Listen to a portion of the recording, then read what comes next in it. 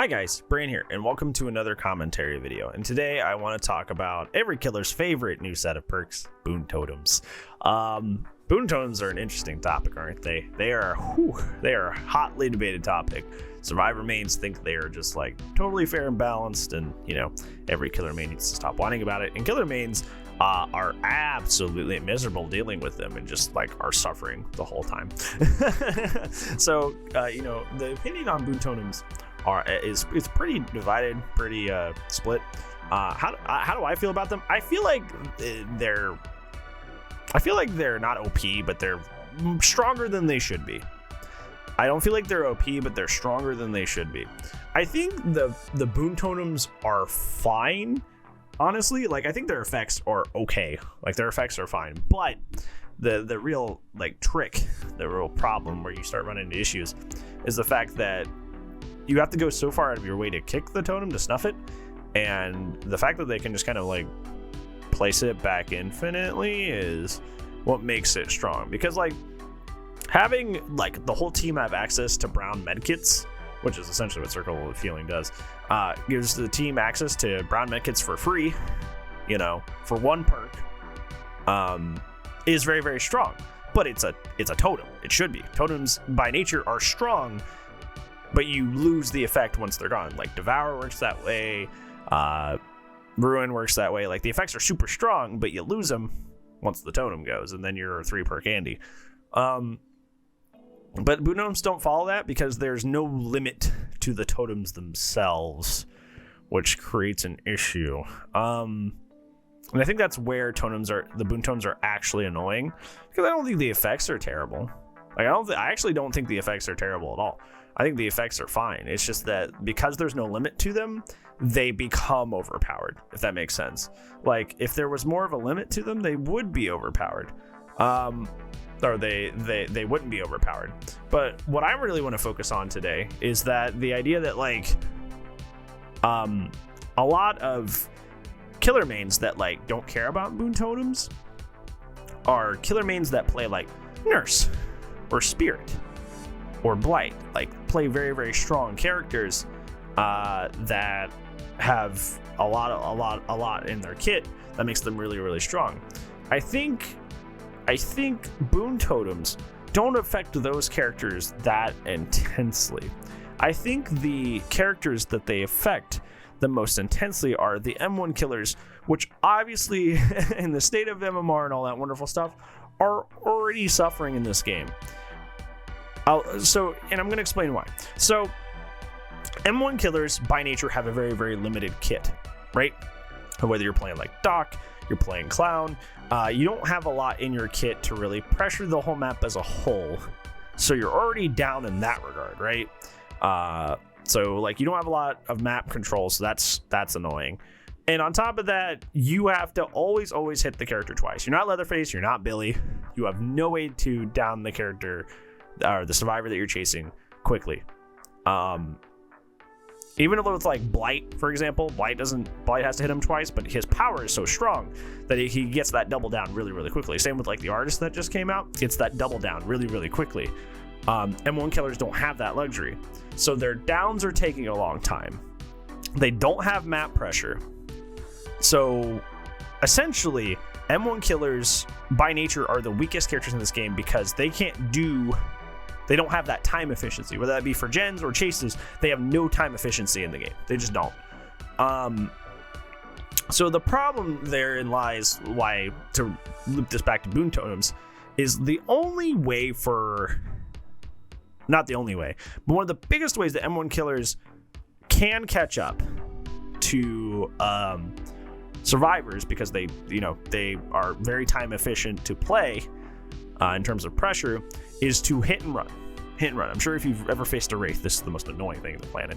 But you can say, I'm just going to take a hit, right? I'm just going to take that hit and I'm going to go. Because either the survivor is just a really, really good looper, or you need to walk across the whole map to pressure a gen. Sometimes you just have to take the hit and then go. You can't stick around. You just can't. And the problem with Boon Circle of Healing in particular is that just completely undoes that. Just completely. Like if you hit somebody, let them go. They just run back to where the Boon Totem is, and then they heal up. And like we said earlier, M1 killers do not have mobility, so they can't just go snuff it real quick or consistently keep it snuffed because they don't have the mobility to stay where the totems are being placed to keep kicking them. But you can't hit somebody and leave them either, because then they just go heal up. So what do M1 killers do against Boon of Healing? Let's bring in like Shadow Step, right? Shadow Step. Let's bring in Shadow Step. If you're playing somebody like Leatherface or like Billy, you just insta down him, right? Or you're playing Blight, you hit him and then you bounce off a wall immediately and then go down them, right? If you're playing like Clown, you hit them once and then they get their speed boost and they run into Shadow Step, you may lose them because you're not getting that double down really quickly. So they run into the Shadow Step area where the Shadow Step is up, and you may lose them because you picked Clown instead of Leatherface, or picked Clown instead of Blight. Okay, that's cool. Same thing with Boon Exponential. One of the few ways M1 killers can catch up is by slugging. When they finally get that down, they can slug. That's kind of just universal, but it's a little bit more important to M1 killers because they don't have as many things to catch up. So strategies like slugging are more important. They just get back up, unbreakable for free. So I think we're in a situation where like Boon Totems are like really, really harsh on M1 killers. Like really, really harsh on M1 killers because M1 killers are already starved for map pressure and chase pressure. So to have something that undoes the few strategies that they have to catch up because they suck, or have not even suck, but just being like an intense power creep has left them behind in 2021. Like what do they do? Like you're right. When everybody's saying that like Boon Totems aren't that strong, they're right, because like Boon Circle of Healing doesn't affect Spirit that badly. It doesn't affect Nurse that badly, and you're right. But like Doc, Clown, Myers, Pig, yeah, those killers are suffering under Boon Totems. They really are. Like if you have people constantly placing those, like it is a serious detriment to your matches. It really is.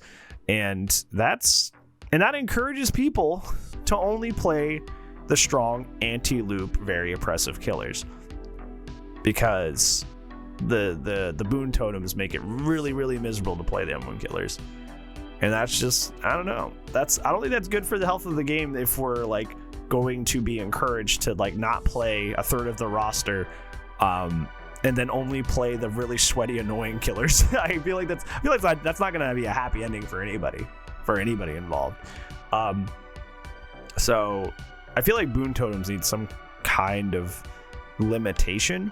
My friend Zan said like stacks would be cool. Like you get like 2 or 3 stacks, and that's like those are the placements.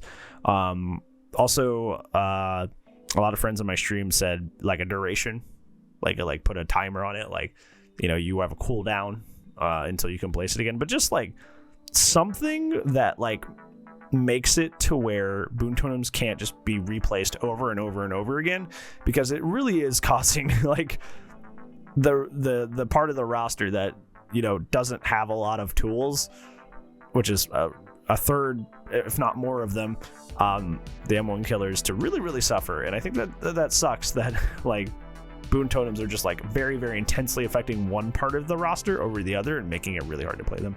But yeah, words, things, yeah. How do you feel about Boon Totems? Do you agree that they're way too harsh on M1 killers, or do you think they're still fine? This is obviously Boon Totems are a very, very controversial topic still in the DBD landscape, so I would really, really like to hear what you think about this whole situation. If you did like my commentary on it, make sure to actually like it with the thumbs up thing down there, and if you want to see more of my videos, make sure you sub so they actually show up on your YouTube homepage instead of being hidden. Other than that, anything else for you? Thank you so much for watching, friendo. If I don't see you in the next video, I'll see you when I see you. Bye-bye.